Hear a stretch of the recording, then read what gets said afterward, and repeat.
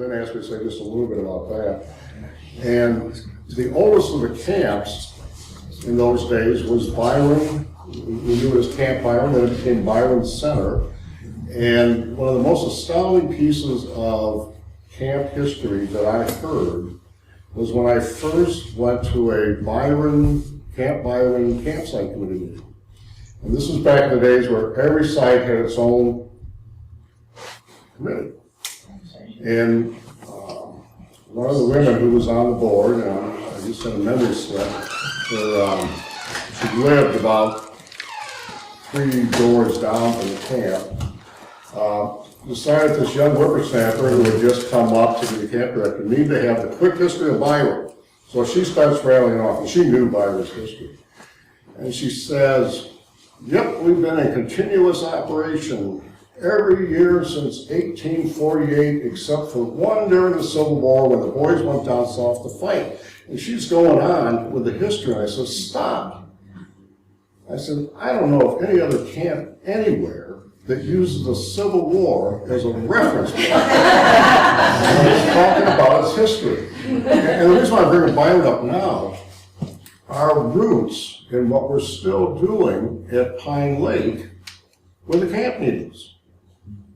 That was the beginning of church camping as we sort of know it now in North America. It was a North American phenomenon. There was camp meeting spots all around the Wisconsin in those days, smaller ones. The closest one to here, I believe, is Butson, which sits over just south of Nashcoro. That was a camp meeting site.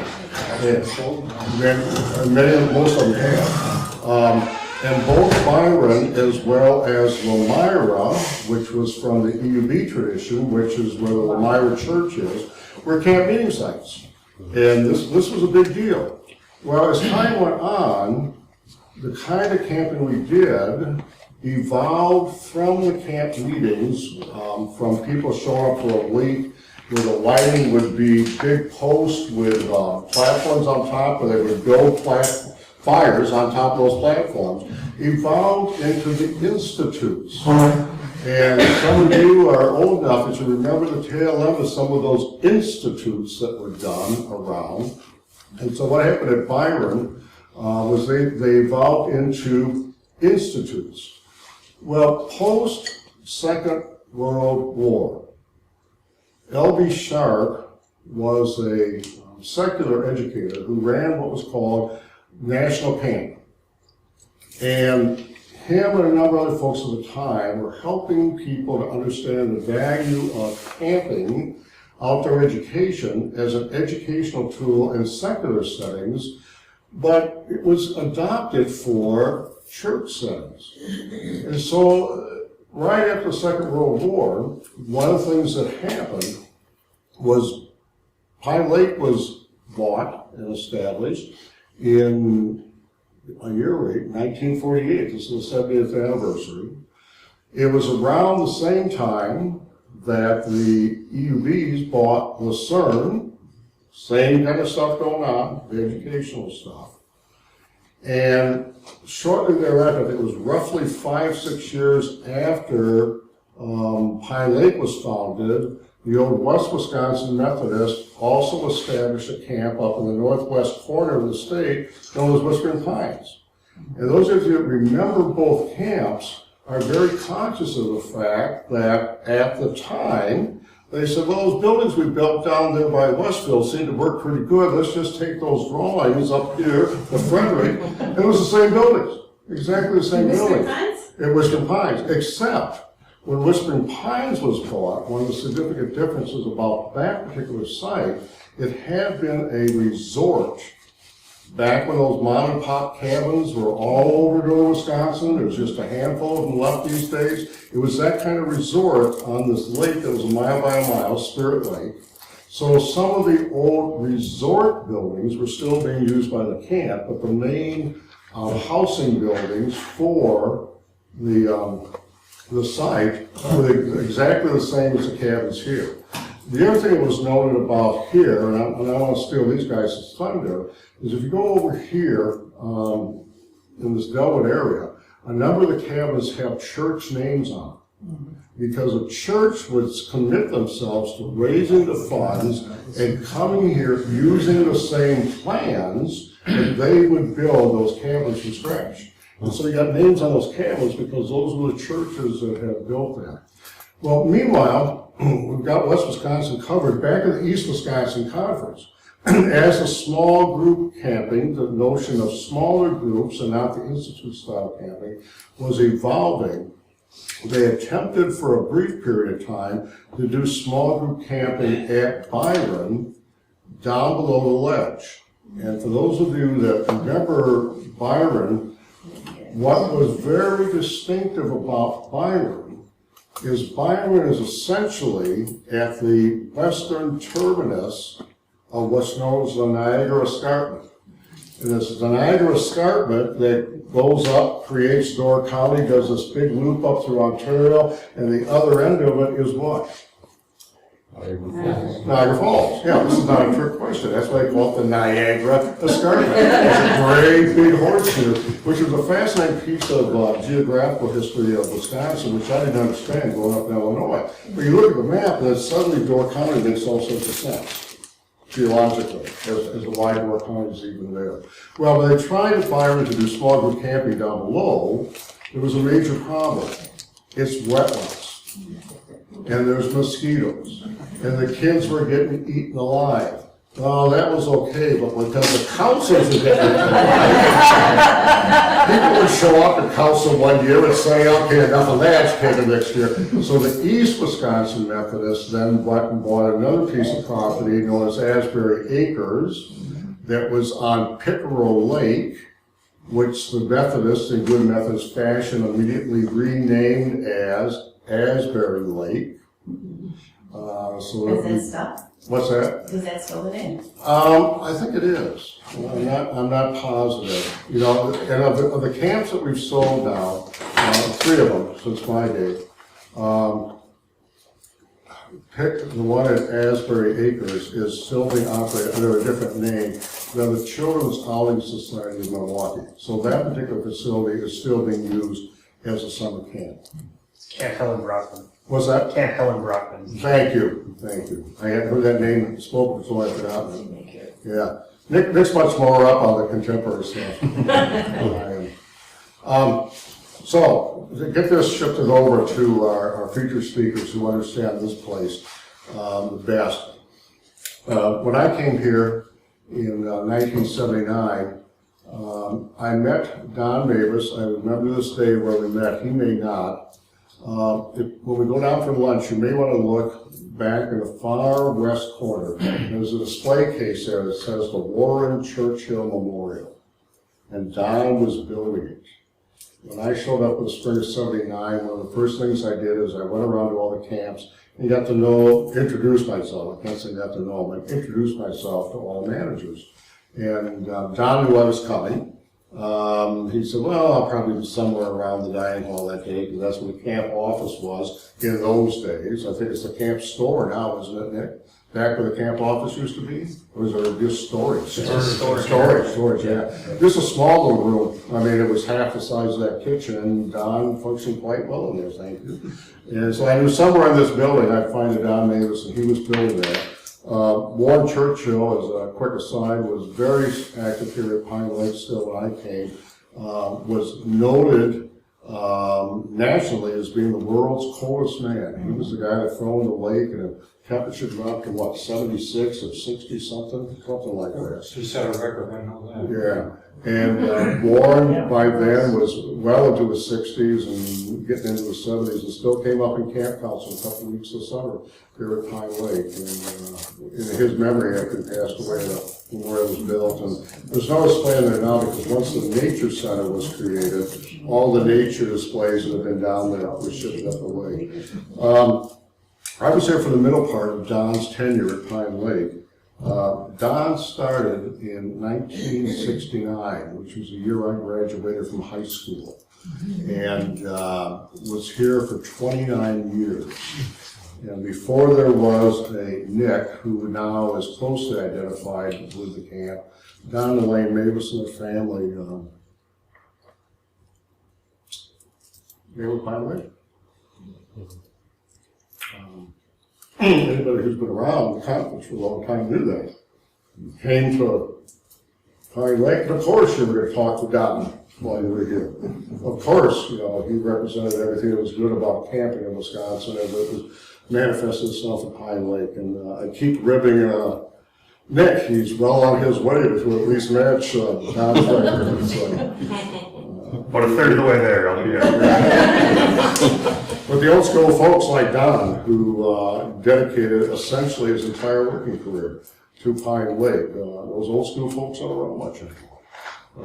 It's very rare to have that happen. So we're going to have Don share here in a second. The other person I introduced is Don Amphlett. Now, Don personally worked here on the Pine Lake camp, but where Don's connection began with Pine Lake is we are eating in Amphlett Hall, which is named after Don's father, Gordon Amphlett.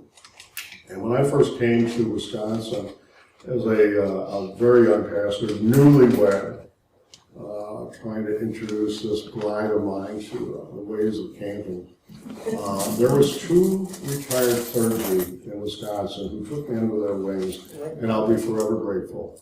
The first year we lived in Wisconsin, we lived in Beaver Dam, and worshiped at Trinity Church where Milton Deasy, who was a mainstay of camping in the UB world, had retired to Beaver Dam. In those days, there was always a hoot because Milton served on the Byron Site Committee, it was closest to Beaver Dam, but he worked part-time still for years, decades, at Camp Center. And the first summer I was there, Jerry was having some trouble getting some summer staff, the second summer as it was.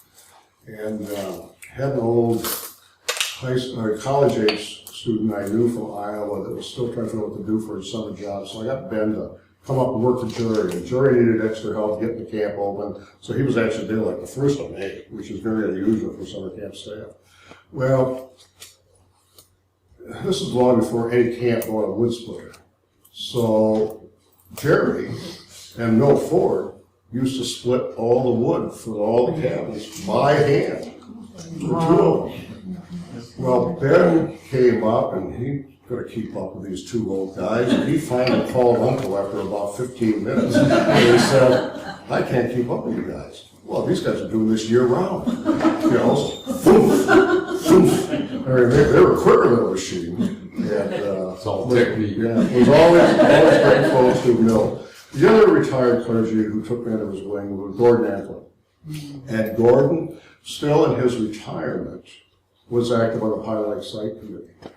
And Gordon served in active ministry in West Wisconsin Conference, East Wisconsin Conference, West Wisconsin Conference. And then he became the executive secretary of the Board of Education of the former West Wisconsin Conference.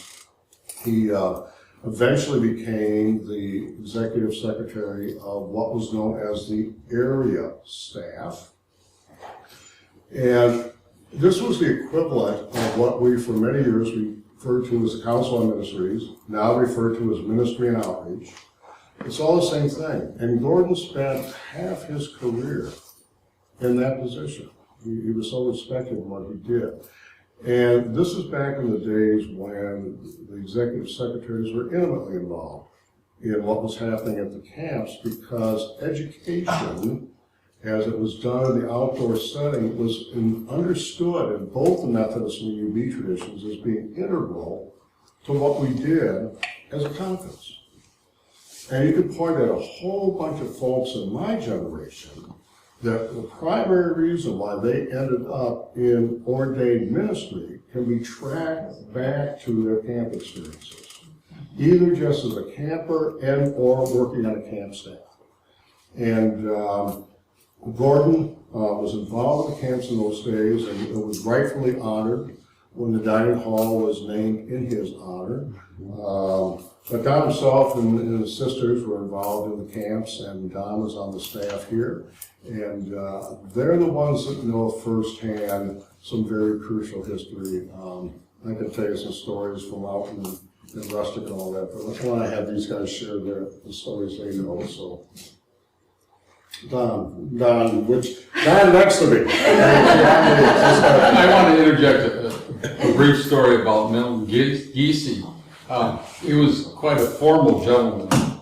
And someone tells a story about showing up at Lucerne, and here came a tractor down the road with Milton driving the tractor in a suit.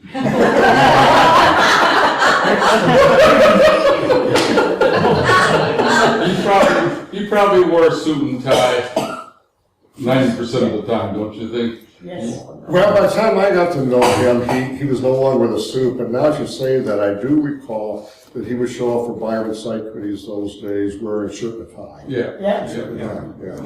We're still doing that much. Because this was back in the days when all pastors would in a suit and a tie. You know, all week long. On Sundays, I remember vividly the pastors when I were kids. You ran into them on the street, they'd be in a white shirt and a tie and a suit. Yeah. Go ahead, Doc. Thank you, Steve. I don't know where to begin. The stories that Steve can tell are true. I'll vouch for that. Let me add a little bit about things that are alike at Pine Lake and up at Whispering Pines. Some of you may have seen what we call Pine Lake Green. That was the color of all the cabins. And what happened is Gordon Amplet and some of the founders of the camp lined up to paint on, or took a sample of bark and stuff to Mott's Paint Company. And they matched that up, and that was the color. And when we ran out of paint, you had to order 50 gallons of paint at a time through Mott's. And then go down with a truck to pick up this, and then some of it would end up at Whispering Pines, some of it at Pine Lake. But it was real interesting because you took the formula of how that had to be mixed to Mott's Paint Company. So that was a unique experience for the two camps to keep that going. And I don't know if there's any Pine Lake Green buildings left, is there? The dogwood, the health cabin and the crack Okay, cabin. yeah, well, that was the original Pine Lake Green, so that's existed for 70 years or close to that. Do you still use that color? No. Elaine knew said if they painted one more thing, Pine Lake Green, she was going to throw water. It was a difficult paint. Yeah, it was very difficult. It had a silver in it, and if you didn't stir it constantly, when you went from one side of the cabin to the other, you had two different colors. So it wasn't a fun paint to put on. Let me tell you a little bit of my history. Grew up in a small town of Marion. Worked for Four-Wheel Drive Auto Company, which makes Seagrave fire trucks. Some of you might be familiar with that brand name and so on. And I wasn't happy there. I could run 13 machines, but I wanted to work with people, not with machines. And so a year or so before I had the opportunity to get interviewed for Pine Lake, I interviewed for a camp at Asbury Acres. And my wife Elaine was with me, and we sat through the interview process, and we left and shook our heads and said, we are not working for them. We just did not like the attitude. They wanted control of everything.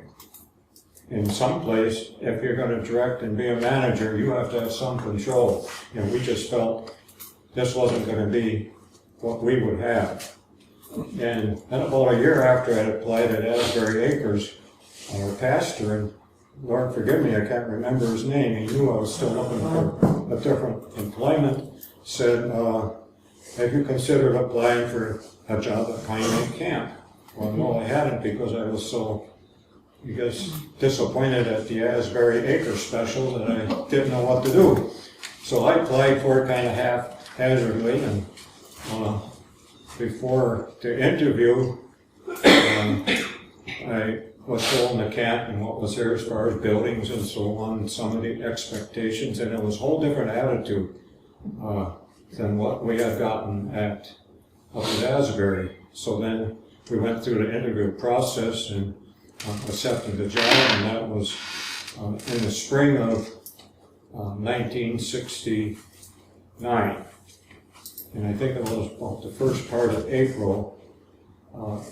I came down pulling a trailer with a car loaded with enough furniture so I could live in the manager's house, which is now the Nature Center office. And we lived in that spot for 28 years. That was our residence when we came in.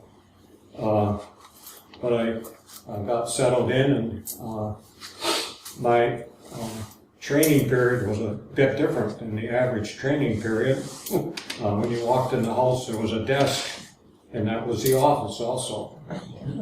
And on the desk was a legal pad with 2-3 pages of what had to be done before we could open the camp for the campers this summer. And next to it was an audited checkbook, and then on the bottom is, "Good luck, the camp is all yours." And this was signed by Gordon Amphlett. Well, in order to get into the house, I went too soon, I guess. I had to stop at Westfield to pick up the key from the head cook. And that was Mrs. Sonnenberg. I didn't know where anybody lived in Westfield. That was my first trip into town, you know. But I found her and got a key, and that was my opening up the door and my introduction to Pine Lake Camp. Now, keep in mind, I was a machinist by trade. How does that qualify me to run a camp? And so I have no idea what the board members saw that was going to make this go for any length of time. And I was following a man that had been there for 9 years, I believe. Glenn Dunn was here prior to my coming, and when I came, there was just a stack of stuff to do. First experience I remember, a volunteer work camp came up from Oregon, Wisconsin. We had a picture postcard. That was our blueprint to put the boat dock in and the piers and all that. And they had done this before with the previous manager, so thank goodness I had good training. They trained me how to do it, and I think they came up for probably 15 years in a row to help put this docking in. And it was a wrestling match. That was a terrible docking that we had to put in. Everything was homemade. And, we won't go there, but we did get the job done always. Had a reasonably good time and a safe experience. Water about 70 degrees, if that No. fast. Water about 55. I think it just came out of the tap. Mighty cold those days. And we didn't have waiters or anything. We just went in and did it. So be it. We did it. I was talking to Lynn a little while ago when we were walking up here. This building has a little bit of history too. It's been here since '85, I believe. Is that the year you remember? Roughly there. Well, the camp committee, which was a very good committee, had hired an architect to design the building. And if I remember right, the price was $46,000 we're going to build this building for. Sounds about right. And that was a pretty big deal. Oh, Real big. And they had no more money than this, and they played around, and it took them 2 years, and we still didn't have a state-approved plan. Well, everybody on the committee was getting very frustrated. Help me out, the guy from Oregon. Al Gassman. Al Gassman was a banker. He said, I think I can do better than that. So within about 60 days, he had a state-approved plan, and we started breaking ground for this building and within the budget. And everything was approved and so on. And we had some volunteer help on the kitchen part to finish cupboards and stuff, that some of the furnishings that were in. But we had the building that we had, so we had some place besides Amphlett Hall for meetings and stuff. Otherwise, there was no other place to go for meetings, so that helped increase our usage tremendously. I do think that without volunteers, and Nick will probably agree with me on that, you just cannot survive. You need the volunteer help. And one of the things that we got going at Pine Lake was a VIM committee, Volunteers in Mission. I don't know if any of you have been on a BIM trip. Well, they came here for all their meetings to Pine Lake, but they never did anything at Pine Lake, so. One day I asked the chair, can't think of his name either, of the BIM committee, anyway, if I could be a part of their meeting. I had a project I wanted to present to them. Well, sure, I could be a part of it. And so I joined their meeting and I said, we are in need of a family cottage at Pine Lake. How would you as a BIM group want to build that for me? Well, they looked at each other, well, we've never done that. We don't work at Wisconsin camps, we go out of state.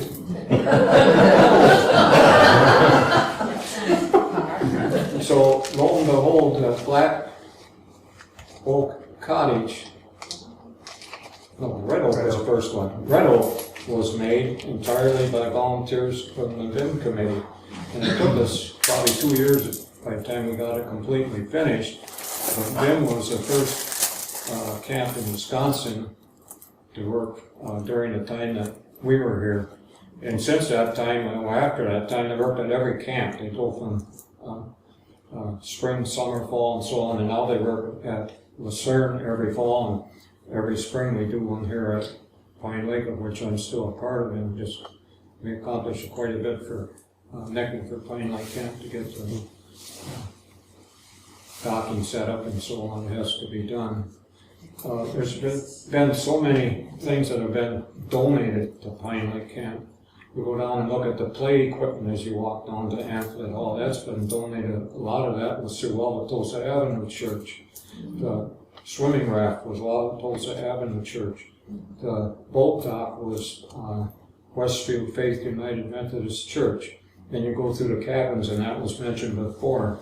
So many things that they built, and they still maintain the different cabins. They're very dedicated to doing a window door project, a roof project, whatever is needed. They come up and do the maintenance. But volunteers at a camp are just irreplaceable.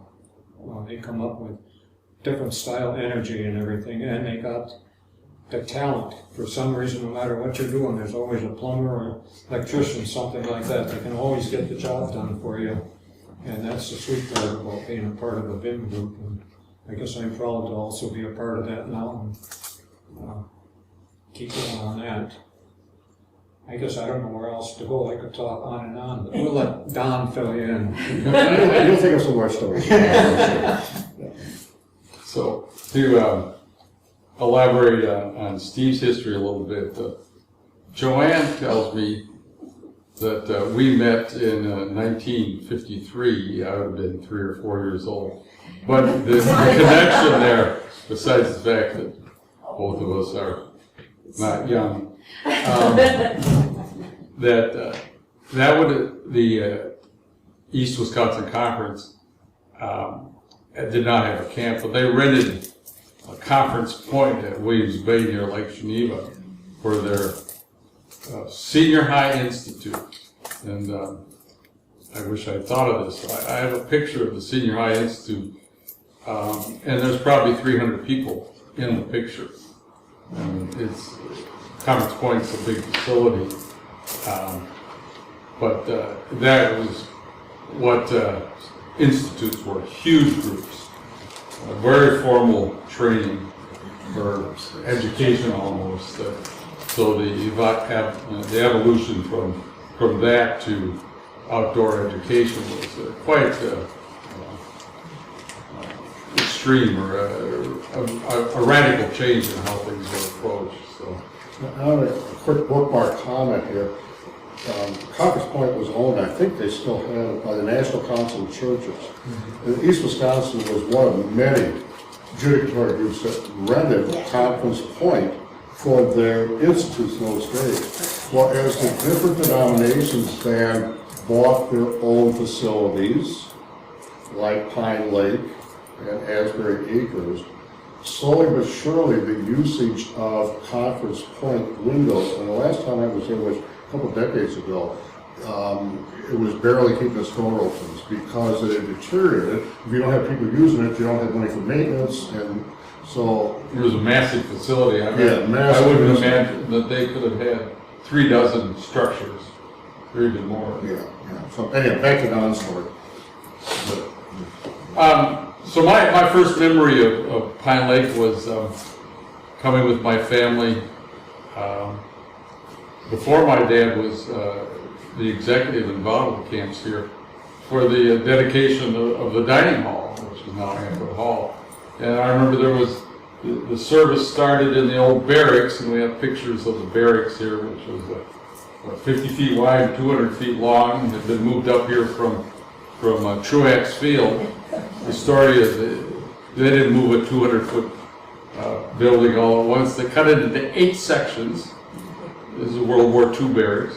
They moved it up from Madison and then put it back together. So, and it kind of looked that way too. Yeah, because it sat there for sometime into the 60s. So they made the service started in the old barracks, which was the dining hall, and then there was a procession over to the new dining hall. So that, but what's really changed that's so easy to see was that in the 40s and 50s, even into the 60s, this part of the state had a lot of wide open vistas because there had been an attempt to farm most of it. Actually, just on the other side of the parking lot there, that was an open field. Into the 60s, maybe it was kind of an open field when you were here yet, Don, or was it starting to get overgrown? Yeah, but if you pass this picture around, this is a great picture. It's from 1951 with the entrance sign out on County M.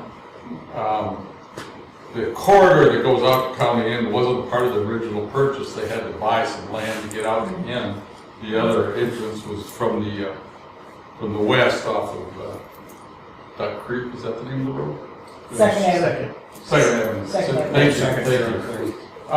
But you'll see how wide open things were, and also behind the sign, look at what County M.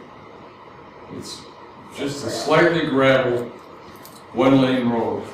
You can go ahead and pass that around, but that is what central Wisconsin looked like, wide open, because there was all these attempts at farming. If you happen to have a farm where the glacier had left some good soil, those are still farms.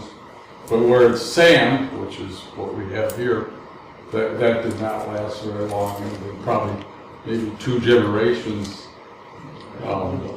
When you look at the picture, notice that the word United is not on there. Yes. Gordon Antlett, that was on my legal pad list, get United on the entrance sign. That was one of the easy projects. Yeah, that was it. Find somebody else to do it. Or were you out there with the children? So, Don, is that sign located in a different spot in that picture than it is currently? Yeah. So that was So when it that's was over why on it Second. looks so different. It was a different entrance. No. That entrance, this is, That's the same spot. it's the same spot. Right.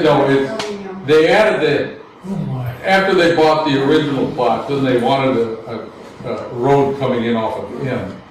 So then they bought all this, and then that's when they created that. So, no, it's the same sign, same spot. So, Okay, so the sign is, okay. Okay. yeah, I'm sorry, I kind of conflated that's right. things there, so. That, We should go way back to before that entrance was. We used to come in from the farm on Duck Creek over there. No, second, sorry. There's a service road there. And what they do, they let cars come in for so long, and I don't know how they communicated because they didn't have radios or nothing else, and cell phones for sure.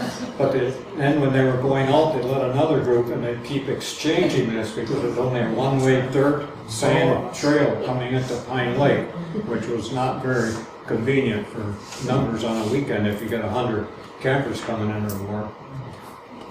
Sorry to interrupt you. no, that's, What road was that? Was that the Cushman Cottage driveway, or is that a different? no, the road that comes into the back It's of a the parking service road lot. that goes Oh, out to yeah, the yeah. Pine. Yeah, goes behind the birch cabin. Gotcha, okay. That went straight out to the gravel at that Yeah, point. yeah. That, and the other interesting phenomenon from the beginning of course, there was a lot of land to be bought in this part of the state because these farms had hung on through the Depression and had probably a little success during World War II, but after that, they were just, it was really, these small farms, they were barely hanging on, and so you could buy the land incredibly inexpensively. This was bought for, I believe, $50,000.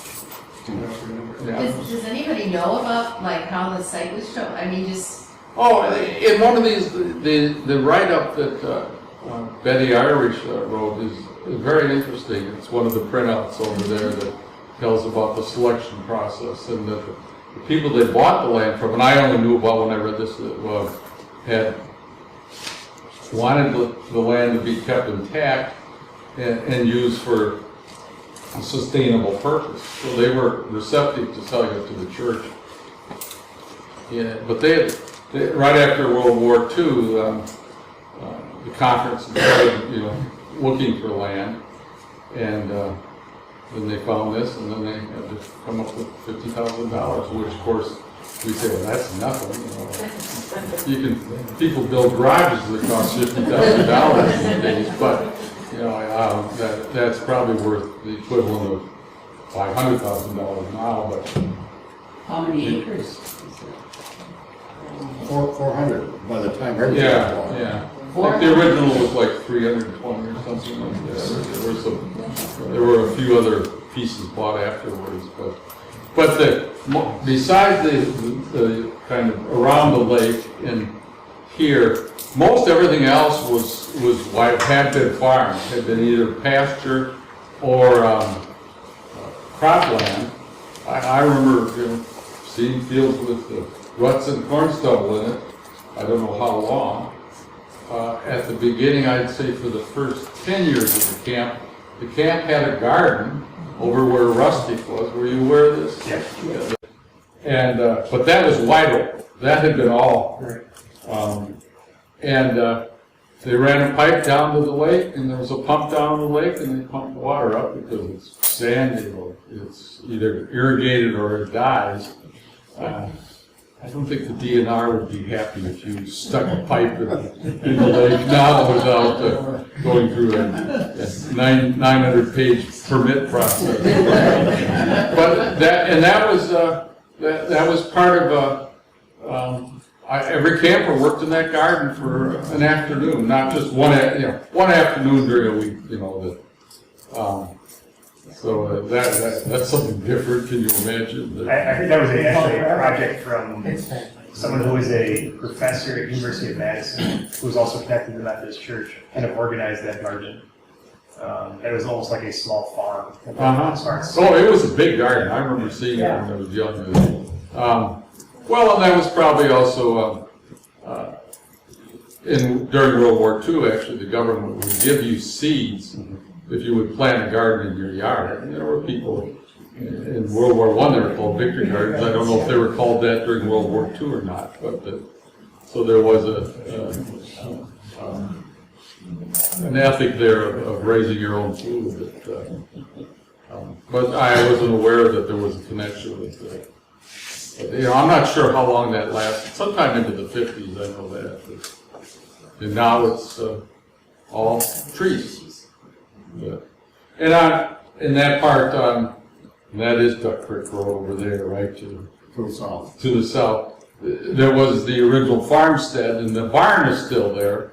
You have to look carefully because it's surrounded by trees, but there was a full set of buildings there, including the house. The oldest building in the shop area was moved over from there. Were you aware of that? No. That building, Glenn Dunn moved that over. And there were, actually in that history I was reading that they had sealed off the granary, and that's where they stored the supply, or the equipment for the summer. Somewhat ironically, if you came to, maybe even when you were here, you would come and look at the silverware and it would say USA, and that wasn't the United States of America, that was the U.S. Army. This camp was established with war surplus, because the early accommodations were those squad tents, and I think there's pictures of them. Even the original rustic at Wildwood was squad tents, World War II surplus. So there were the tents, obviously the barracks from Truax Field, and the kitchen was pretty much supplied out of surplus. You might still have a little bit digging around in there, but from World War II, it was inexpensive and available. All the cots that were here were That's right. government cots. They still had the USA on them, of course. And they were very uncomfortable, but they were. Where does the old covered wagons come from? You use those in bike camp. We made them. Man, Yeah. no wonder. Wayne Helmrich and Gordon Amplet. Yeah, Glenn Dunn. Yeah, Yeah. And I pounded a few nails into those. yeah, I did too. Yeah, There's still two in the barn in storage. What were those used for? Camping. for outpost camping. Yeah. They had shelves and the mattresses were put on the kids' section. And They had so the five, counselors. you had 6 beds, you had 5 campers and a counselor in the covered wagon. Yeah, back when the small group camps were established all over the country, the staple in those days was a wall tent on a wooden platform. Yeah, that was the norm.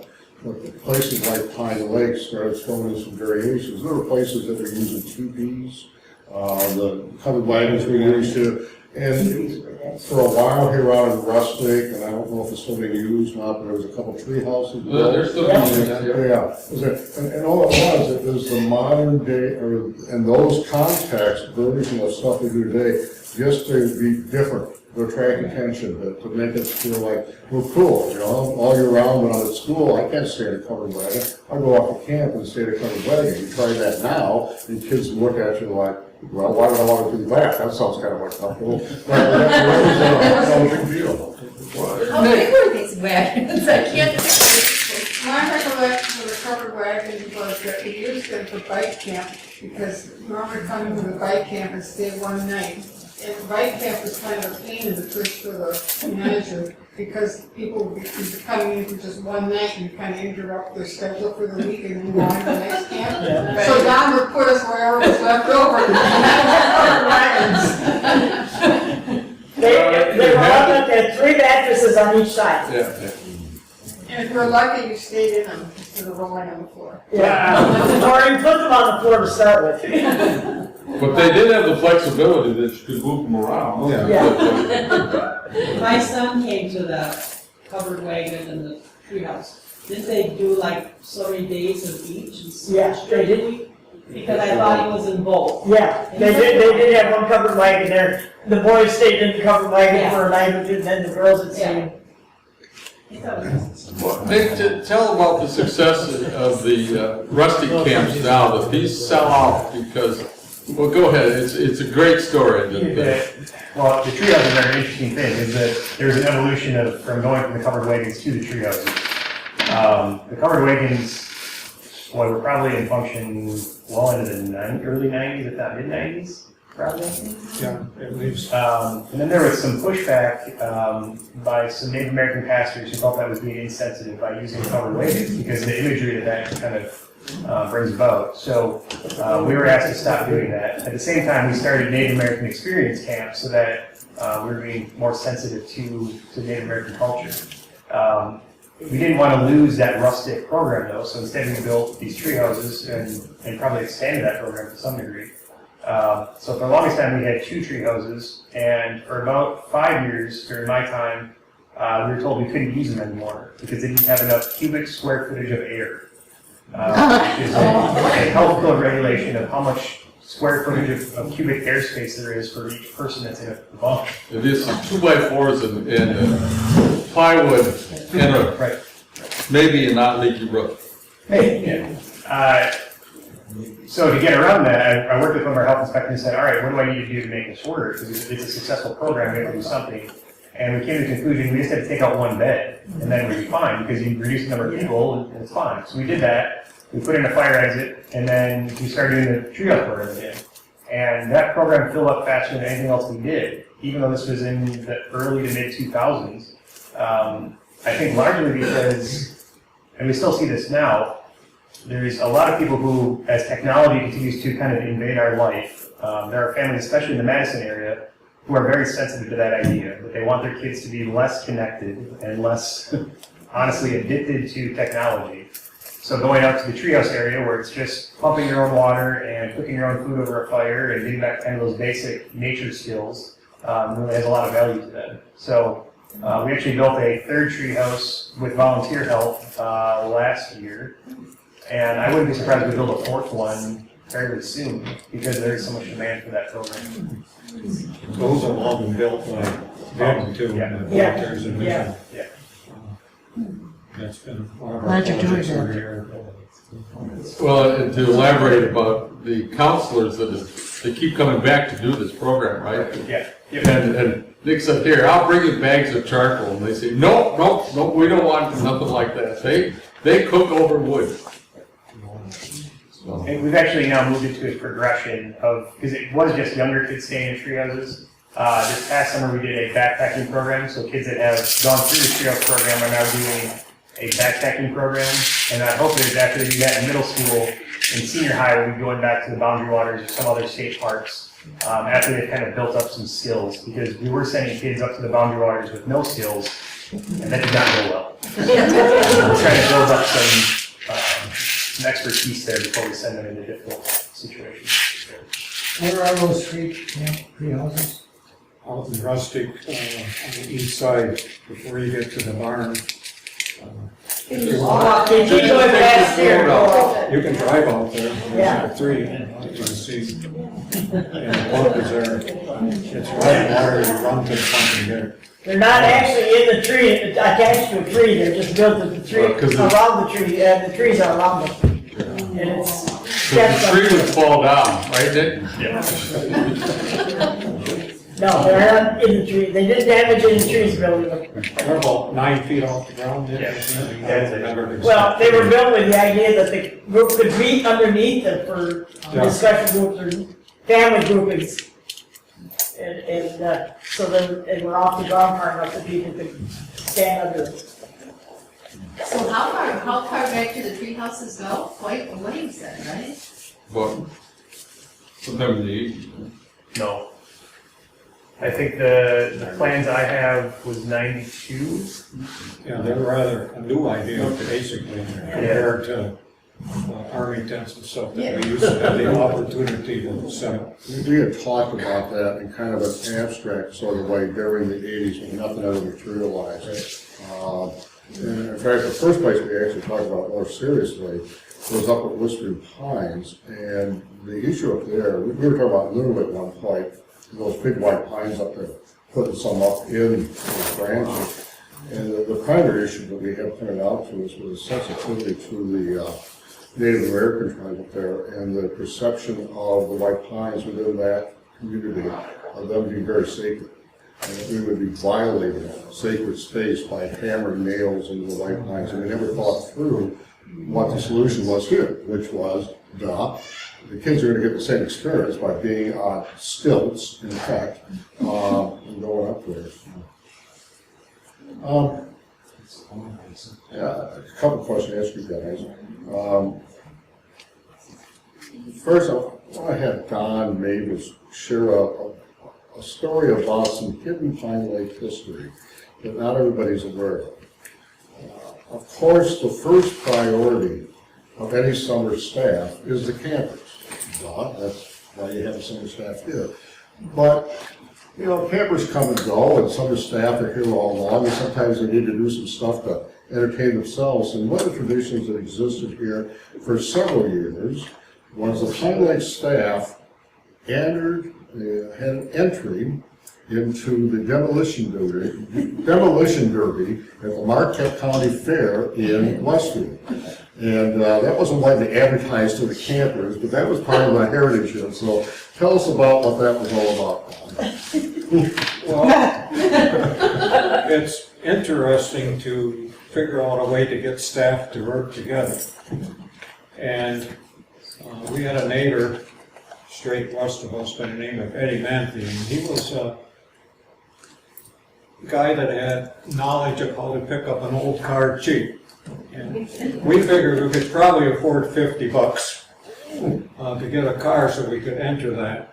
And then we'd get that car probably as soon as we could in June after the staff were halfway organized. And then they could figure out how they're going to paint it, what they're going to do, and so on. And that would get it working together. And then one of the staff was elected to drive that in a demo derby. And we did that for quite a few years, and it's a great staff get me together type deal. That's the 1971 entry. The decoration was by Faith Helmrich and her husband. Neil Piepenberg. Faith Helmrich Piepenberg. Yeah, Faith did a wonderful job on that. So we even sold some rights for advertising. Did you pay for the car? Oh, it wasn't very much money. Going back to the treehouse for a second, I was helping with the VIM group, and they said, well, we built the bunks down at the work cabin down here, down at the shop, and then moved them up into the treehouse. Well, they gave us the measurements. Well, we had the outside measurements, but not the inside, and so they decided they would take a couple of the bunks up there and put them in and make sure that they, well, of course, they were too small. The mattresses wouldn't fit in them because we had done the wrong thing, so we had to start all over again, the measuring. You know, we had that picture, but we had no idea what that was, so thank you for filling that in. Yeah. A week later, it didn't look that good. That year, we came in second, and the locals were happy with that. They didn't like these outsiders coming in with it. That was, I think, in like a 1951 Dodge Ram. And the hood ornament, which broke off, I don't know why. Oh, I mean, this car probably weighed Heavy. 4,000 or 5,000 pounds.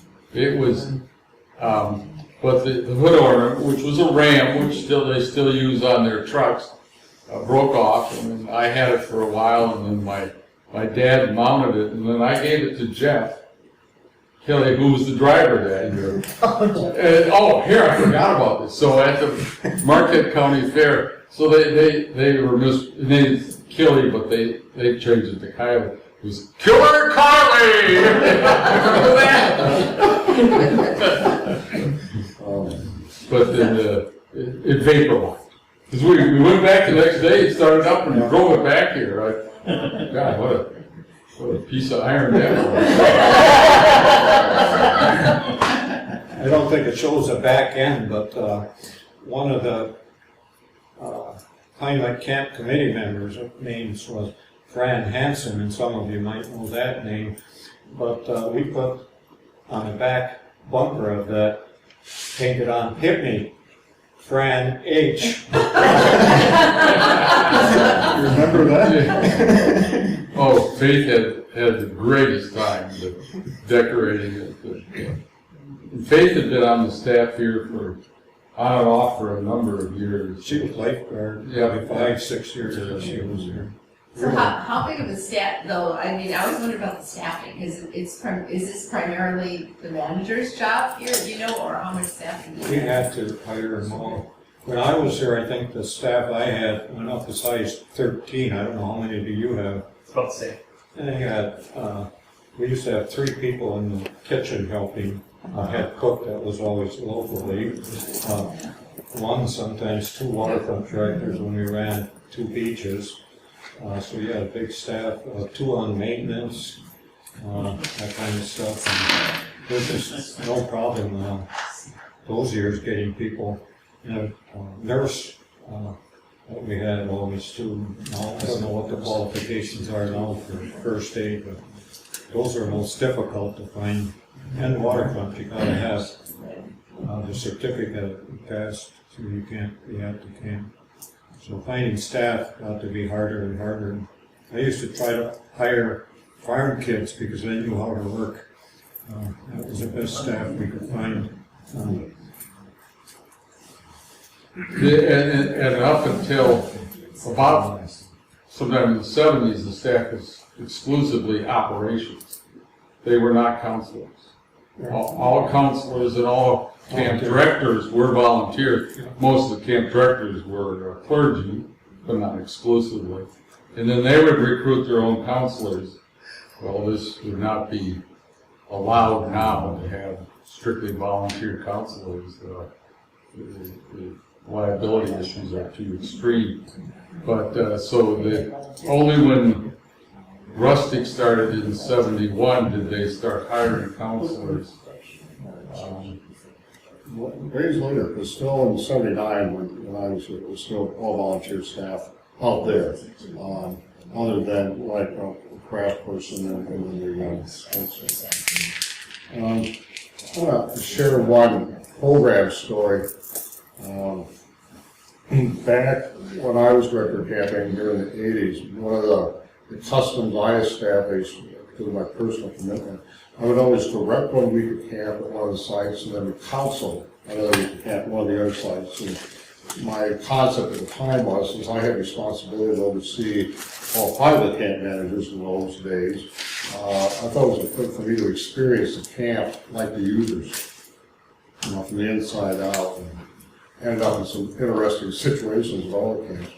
Well, we were doing a rustic camp out in Pine Lake, so all the tents, we weren't using the wagons that were the camp. And it still continues to happen. We experiment with different models. And this particular camp was first time we tried what we called an intergenerational camp. And it was intentionally designed to incorporate elementary, middle school, and high school youth all in the same camp and interact and all that. Well, one of the high school youth had been signed up to come to the camp by his mother without closely reading the description. And she thought she had signed him up for a high school camp. Now, unfortunately, this is one of these tragic broken home situations where you spend half the time with one parent and half the time with the other. This was mom's week to be with the son, so she decided to take care of it by shipping him off to camp. And then she was taken off on vacation. And he shows up and he starts talking to the counselor, I was the director.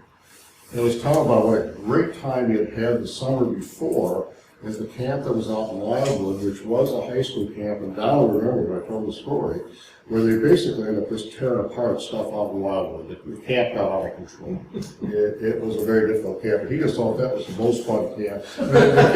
They came through when the campers, the camp trailer campers showed up on Friday night, and these armed campers went through and were tearing down tents, and it was just a terrible situation. So he tells the counselor comes and tells me, he didn't, I said, stop. I said, I know exactly what camp you're talking about, because needless to say, Don Mavis and I have been on the phone quite a bit that summer before about this situation. And so I said, well, bring the camper to me. And he looked at me and he said, I thought it would be a high school camp. I said, no, this is intergenerational. I said, you just need to send a word for that. He says, well, then you call my mom and tell her to come and get me. I'm going home.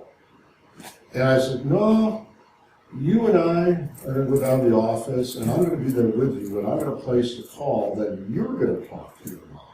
And he said, well, I can't do that. She'll kill me. I can't go home. She's not going to be there.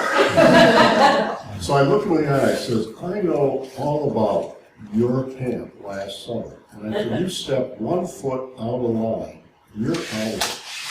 And I never, ever threatened a camper except that one time. Because I knew I couldn't afford to let this kid get out of line.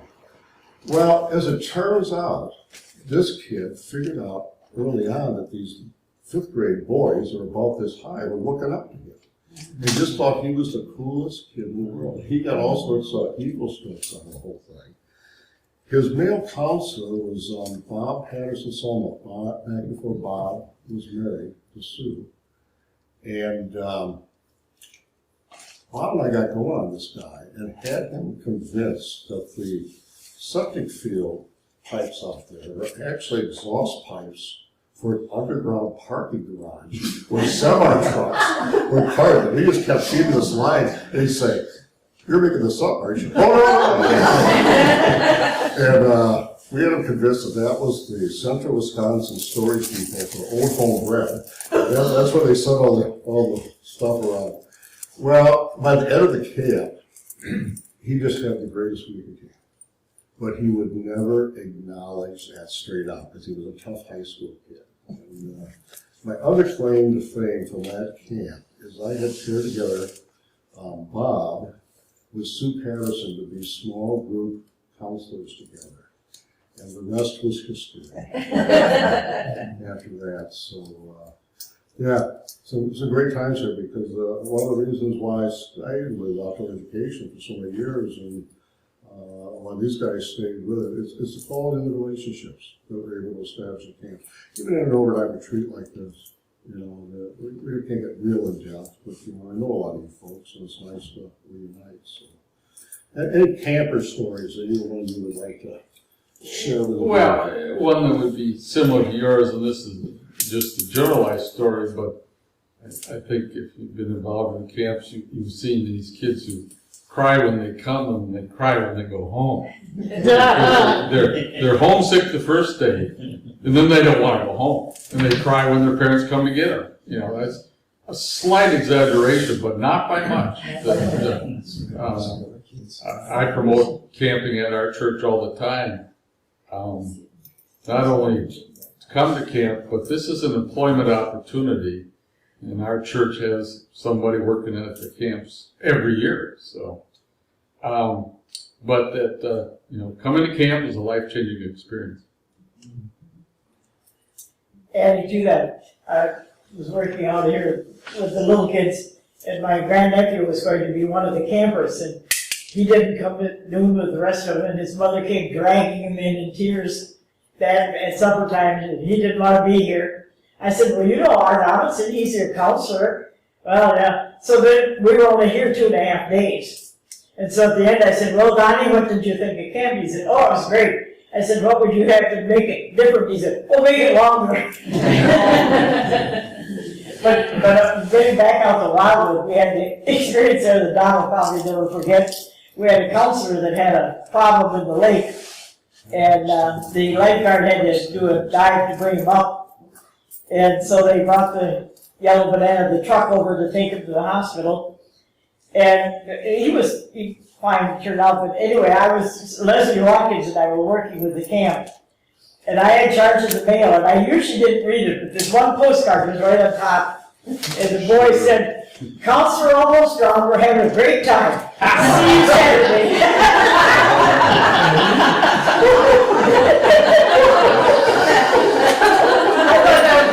Really assuring to the parents. Almost. How many of us have camper stories you can recall? We could go on, I'm sure. Let me tell you a story about, I was probably at camp about 6 weeks there. Went down to the post office to mail something, it doesn't matter what, but I had our infant daughter, our youngest daughter, that had been born in March, and I had her with me, and was coming over to the post office, and this gentleman stops me, recognized the vehicle, I guess, farmer down the road here, and he said, "What a shame. You came all the way to Pine Lake with 4 children, and now they're going to sell the camp." And I looked at him and I said, "Where did you get that idea from?" "Well, everybody in this area knows they're going to sell Pine Lake." And I'm just glad that we're able to make that not a true statement. Really did a number on me, yes. Going to sell the camp. So you say Pine Lake, I guess. I don't know if I saved it or not. Well, that's a shocker if you just took a brand new job.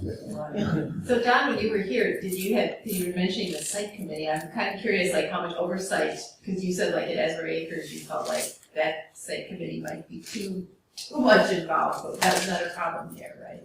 I never saw it as a problem. Gordon Amphet told me something one day. He said, when you're at camp as a camp manager, director, you got many bosses. And listen to them all. And agree with them always. But as soon as they leave, go about doing what you were doing. Because Yeah, and we call that the connectional ministry.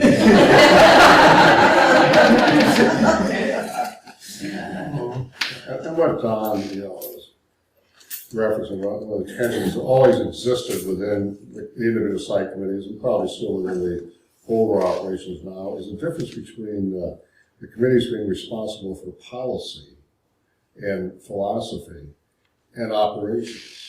Campsite committees could never be part of operations. If they're going to be responsible for operations, you wouldn't have hired the Don Nevis. That site committee would have had to take turns to be here. Well, nobody was going to sign up for that. And part of the site committee, where you committed yourself to spend a month a year operating a camp and hope that it holds together. So, wise advice from Gordon.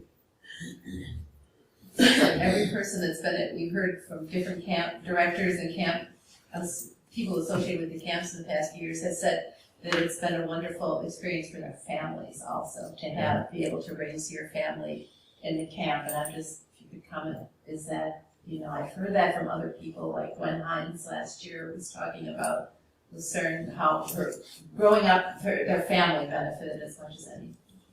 I guess I was blessed to have the opportunity to be here nearly 34 years, and after I retired, next year, a manager at Camp Lucerne left in either late April or early May, so they phoned me, you think you can run Camp Lucerne this summer?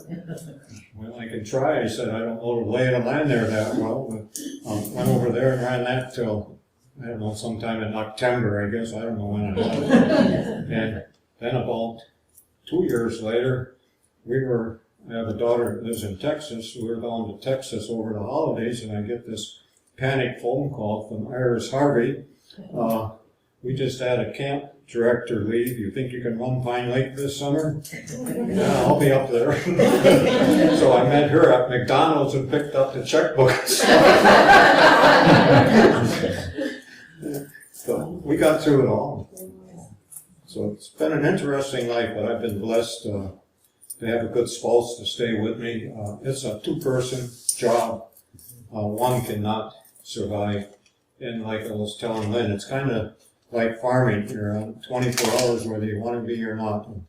House was right in the middle of this whole place, and it knocked at the door any time of the day or night, and sometimes it was a ridiculous request, something that could have lasted till daylight at least. And it didn't matter. You still went down and took care of whatever their needs are. It was fun. Well, talk about these connections that Pine Lake created. For the first, until 1960, there was not an on-site manager. The managers or directors were seasonal, and then there was a caretaker, and his name was Mr. I'll get it right here.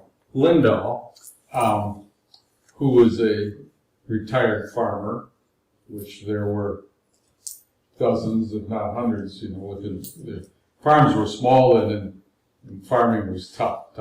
They always had to supplement but he and his wife, and she was the cook, I believe, for a while.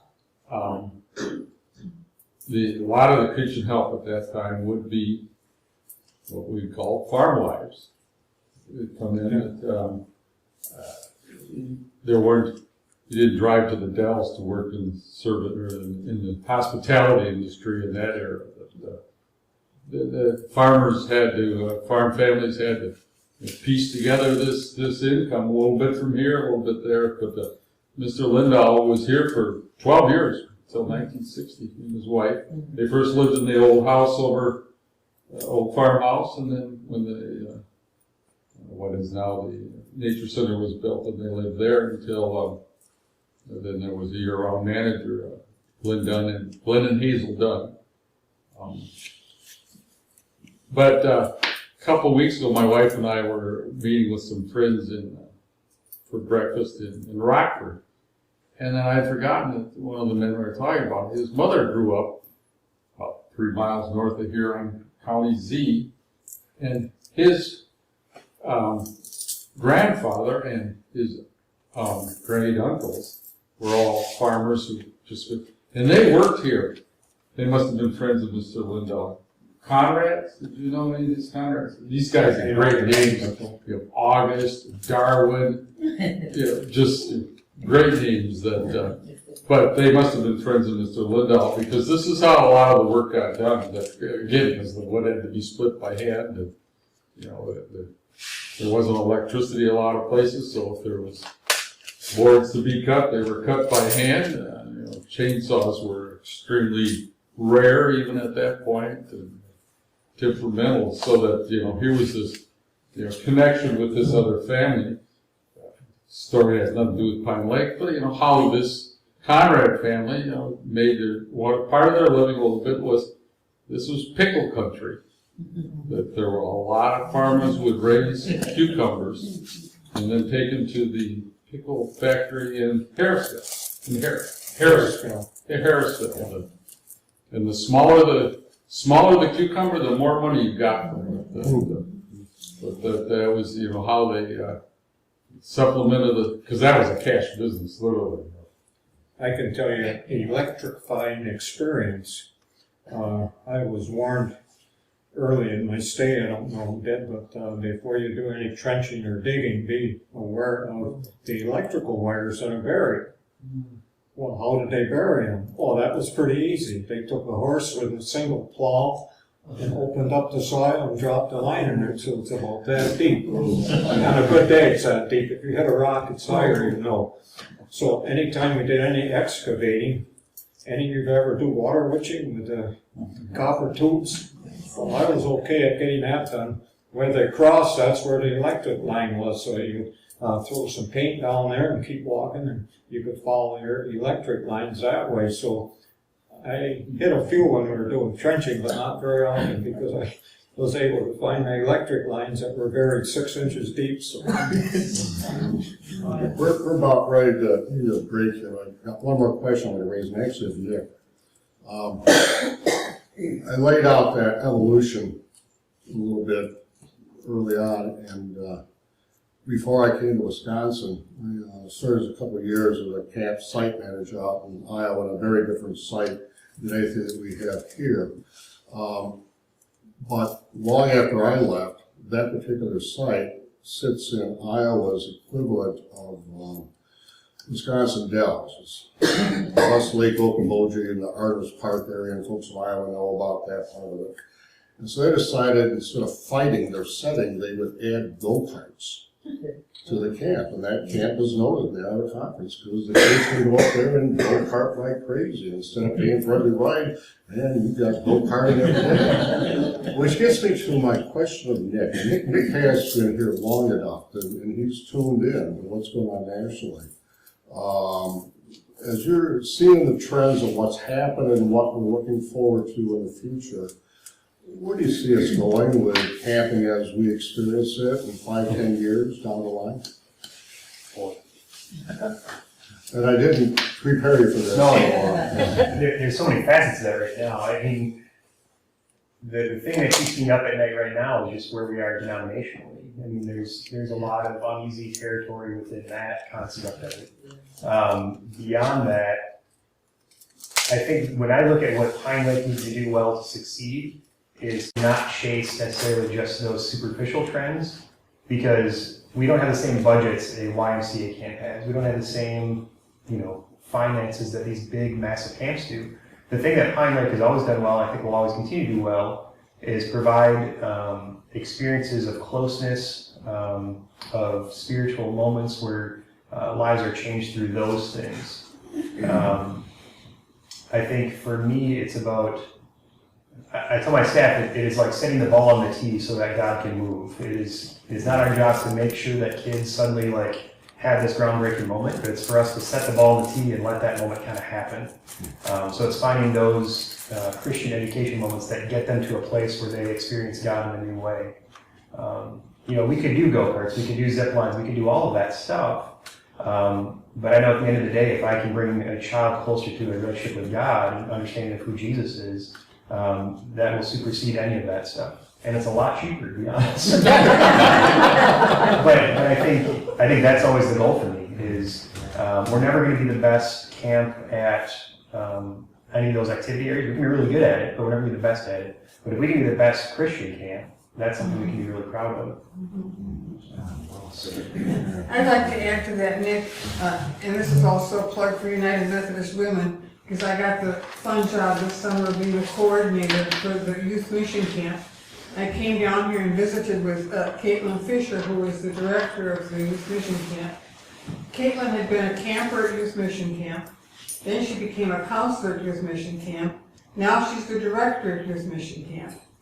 Every one of her counselors that she had this year had once been a camper at youth mission camp, and over half of her campers were repeat campers. So I think that speaks very well for the Christian growth that you were talking about. And Caitlin was actually one of my campers at a middle school sports camp. Really? For like 6 years. And could I just add, like Joanne Horby, who I know has, again, a long history, with, if you want to just describe that a little bit, I know she brought some of the t-shirts too. Yeah, I was gonna say, So if some of the Joanne, t-shirts just tell us a little bit about behind her me. long time at the camp too. Well, I started counseling with Glenn Dunn was here, and we were talking one day, and he said, I'm not a people person. He said, I think I'm gonna be done here. He said, I just can't handle it anymore. So then what do we do? Well, then we got down, and that changed the whole atmosphere, really. And it's been great. I've been a counselor, director out of Wildwood when we had the tent, they talked about the wooden platforms of the army tents, and we cooked, we had the senior high camps where we cooked over the fire, And it rained. and it rained, and we had to go swimming in order, we didn't have showers and all. Tents were wet. We had the thing of making a fire lasting all week, we banked it at night. Well, then it rained, so we had to build the fire under the tent flap a little bit, but not get it too high to burn the tent down.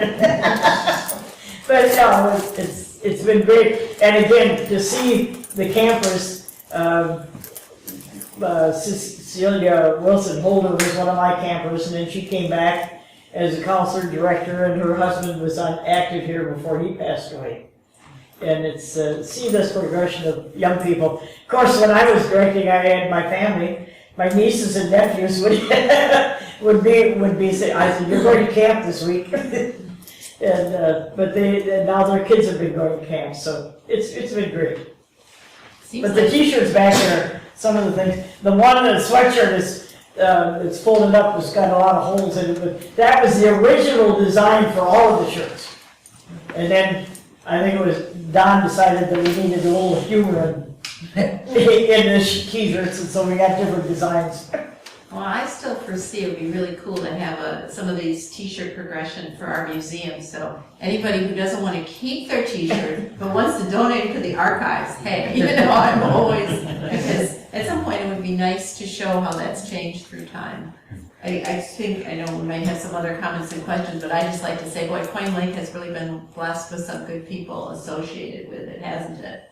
I mean, and you kind of feel like the joint coming together at this camp, working together, and the warm relationship with everybody. So I'm just glad to have learned something about that from all of you. If I could say something about site directing, it's a unique thing that I think when you do it for a while, you understand the demands of that kind of position.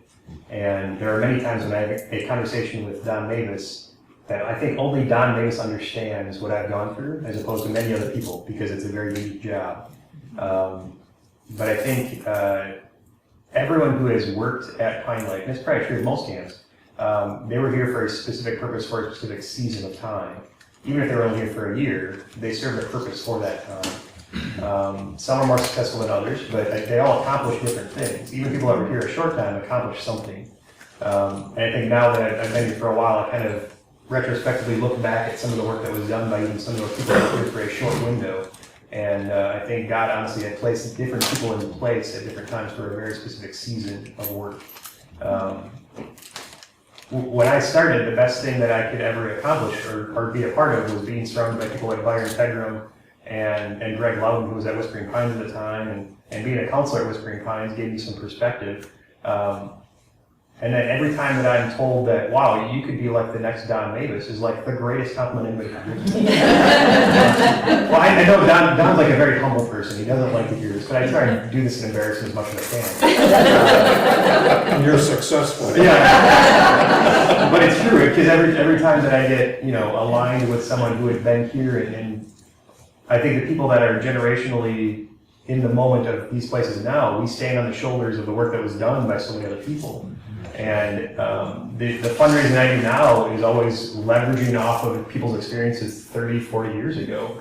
I don't get to say, please donate to Pine Lake because of what I did last week. I get to say, please donate to Pine Lake because of the great experience you had 30 years ago. And we're very successful at that because there's so many good experiences that happen. So we are blessed because we have a good history. And Nick's mother-in-law was one of my campers. Sure, of course. I think we should have kept a record, and maybe Joanne can help on that, but there's quite a few staff members that ended up getting married, but I have no idea of the number, but they met their special